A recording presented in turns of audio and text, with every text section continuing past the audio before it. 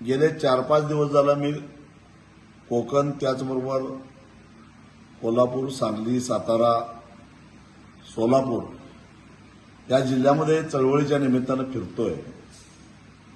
नीटची परीक्षा रद्द झाल्यापासून विद्यार्थ्यांच्यामध्ये आलेलं नैराश्य, त्याचबरोबर पालकांची अस्वस्थता जवळून बघतोय, विशेषतः ग्रामीण भागातल्या पालकांची।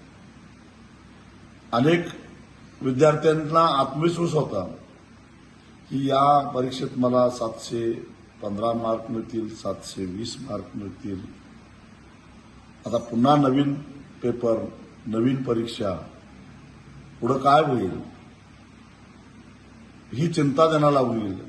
कुणी जमिनी विकलेल्या आहेत, कुणी घरं गहाण ठेवलेली आहेत, कुणी कर्ज काढलेलं आहे परीक्षेची तयारी करण्यासाठी। त्या साऱ्यांच्या आशा आकांक्षेशी खेळ खेळण्याचा अधिकार या पेपर फोड्यांना कुणीही दिलेला नव्हता। गेल्या 5 दिवसामध्ये 4 विद्यार्थ्यांनी आत्महत्या केली आहे। अनेकांच्या मनामध्ये आत्महत्येचे विचार घोळत आहेत। हे सारे कोण आहेत?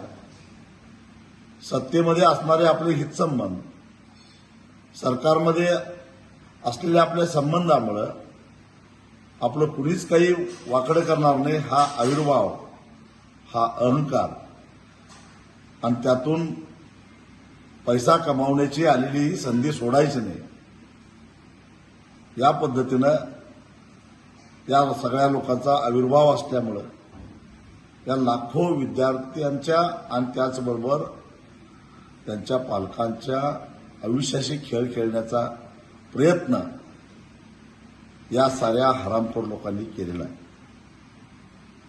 त्यामुळं केवळ भ्रष्टाचाराचा आरोप करून ह्यांना आत टाकून चालणार नाही, तर 4 विद्यार्थ्यांच्या मृत्यूस जबाबदार धरून त्यांच्यावर सदोष मनुष्यवधाचा गुन्हा दाखल झाला पाहिजे।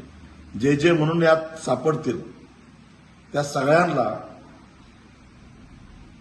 आत्महत्या केलेल्या विद्यार्थ्यांच्या मृत्यूस जबाबदार धरून त्यांच्यावर सदोष मनुष्यवधाचा गुन्हा तर दाखल झाला पाहिजेच, पण पालकांच्या आणि विद्यार्थ्यांचा मानसिक छळ केल्याचे गुन्हे सुद्धा दाखल झाले पाहिजे।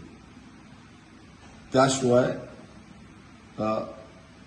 अशा प्रवृत्त्या ठेचल्या जाणार नाहीत। आणि सातत्यानं पेपर फुटतायत आणि पेपर फोडीमध्ये असणारी माणसं ही सत्तेच्याच आजूबाजूला घोटाळताना दिसतात।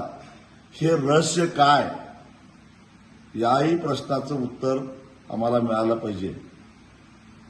बुलडोझर चालवायची भाषा करताय ना, चालवा ना या आरोपींच्या घरावर बुलडोझर।